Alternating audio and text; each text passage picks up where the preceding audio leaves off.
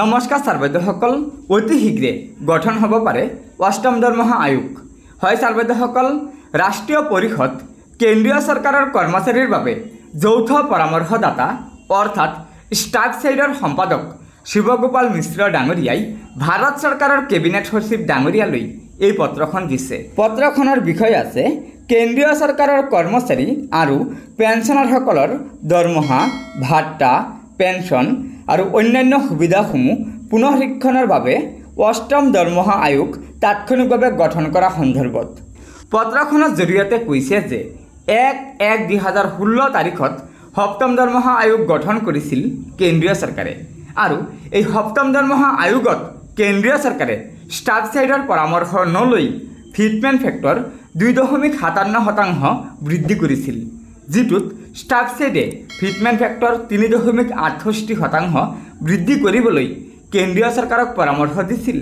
কিন্তু কেন্দ্ৰীয় চৰকাৰে সেই পৰামৰ্শক গুৰুত্ব দিয়া নাছিল, যাৰ কাৰণে জেচিএমৰ সংগঠনসমূহে বিভিন্ন সময়ত আন্দোলন কৰিছিল আৰু যাৰ ফলস্বৰূপে কেন্দ্ৰীয় চৰকাৰে মন্ত্ৰী পৰিষদৰ দ্বাৰা কমিটি গঠন কৰি দিছিল আৰু মন্ত্ৰী সমিতিয়ে দিয়া আশ্বাসৰ ভিত্তিত ষ্টাফ ছাইডে সেই আন্দোলন বন্ধ কৰিছিল।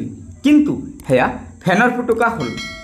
আনহাতে 2016 চনৰ পৰা 2023 চনলৈকে অত্যাৱশ্যকীয় সামগ্ৰীৰ দাম 80%তকৈ অধিক বৃদ্ধি পাইছে, কিন্তু চৰকাৰী কৰ্মচাৰী আৰু পেঞ্চনাৰসকলক মৰ্গীয়া বনচ দিয়া আছে 50%।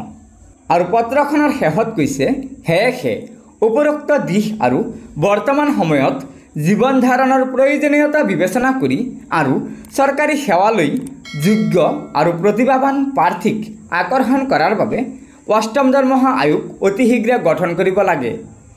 সেয়েহে কেন্দ্ৰীয় চৰকাৰে দৰমহা, স্কেল, ভাত্তা, পেঞ্চন আৰু অন্যান্য সুবিধাসমূহ সংশোধন কৰিবলৈ পাৰস্পৰিক আলোচনাৰ মাজেৰে ভাৰত চৰকাৰে শীঘ্ৰে অষ্টম দৰমহা আয়োগ অৰ্থাৎ 8 পে কমিশ্যন গঠন কৰিব লাগে।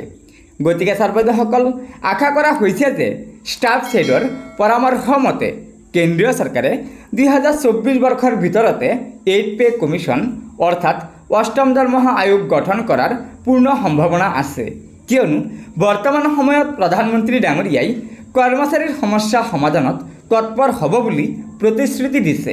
গতিকে ছাৰবাইদেউসকল, লগৰ বন্ধুবৰ্গক এই ভিডিঅ'টো শ্বেয়াৰ কৰি আজিৰ এই সুখবৰটো জনাই দিব আৰু পৰৱৰ্তী সময়ত চৰকাৰী কৰ্মচাৰীসকলৰ বিভিন্ন খবৰসমূহ পোনপ্ৰথমে পাবলৈ অনুগ্ৰহ কৰি আমাৰ এই চেনেলটো ছাবস্ক্ৰাইব কৰি ল'ব। ধন্যবাদ।